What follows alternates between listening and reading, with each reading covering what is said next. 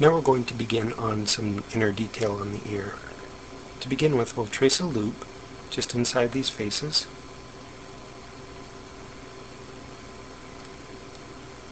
We'll be using this as a guide to extrude out the outer loop of the ear.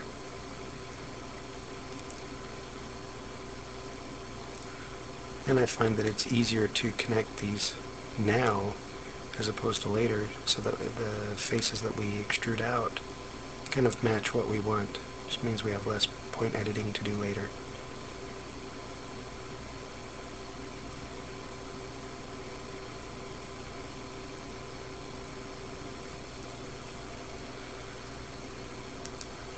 Okay, now we're going to work on getting the ear to make it look like it doesn't just abruptly grow out of the head. So that kind of flows and naturally matches with the rest of the head.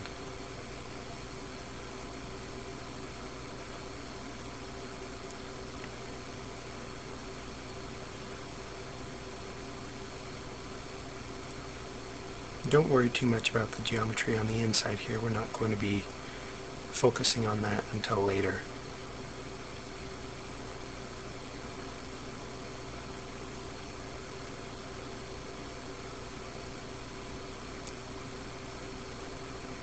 Now the ear is something that can be fairly intimidating to model. I know that really it's not my favorite anatomical structure.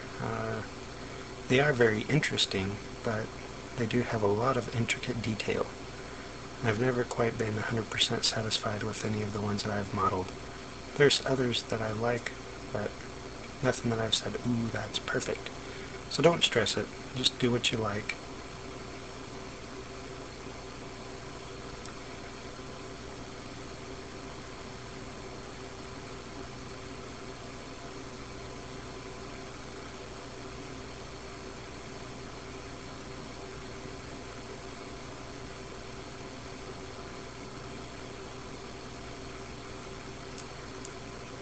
So now what we're going to do is go around and select these faces that surround the outside, and we'll extrude them.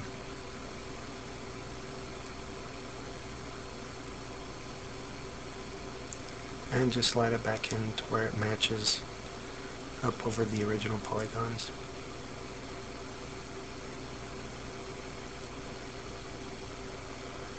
Now we're going to create the pinched area right in the front of the ear. This once again is just to help it appear that it naturally grows out of the head.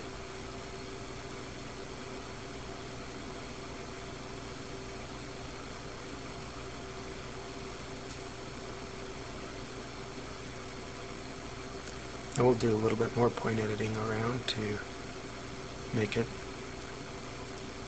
look a little bit more natural as well.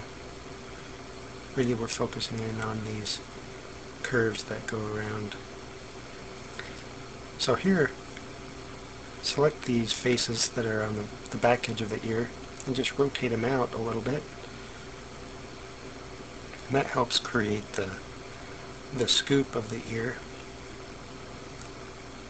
Will actually be what I usually do is, once I've got a lot more structure on the ear, I select the entire ear and rotate it out.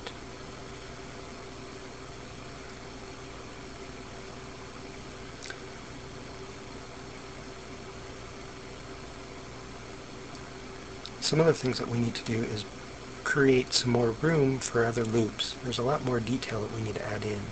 So I'll pause briefly and do that. So I just went and made some room that we'll be adding in a loop around the outside here. And there it is. So this loop will allow us to round out the outside of the ear a little more, especially after we smooth it. And we'll be adding another loop all around the inside of these polygons, right in here. And you can see that I quickly added that. And I moved it in a little bit. We don't want to do too much more because we have a lot of detail to do on the inside. Basically, we're just going to go in now and reposition the ear. So you can see that it's a little bit too short and too thin, just for my taste. So what I'm going to do is elongate it a little bit and make it wider, and then reposition it. And this is all really up to your own personal preference. Just do what you think looks good.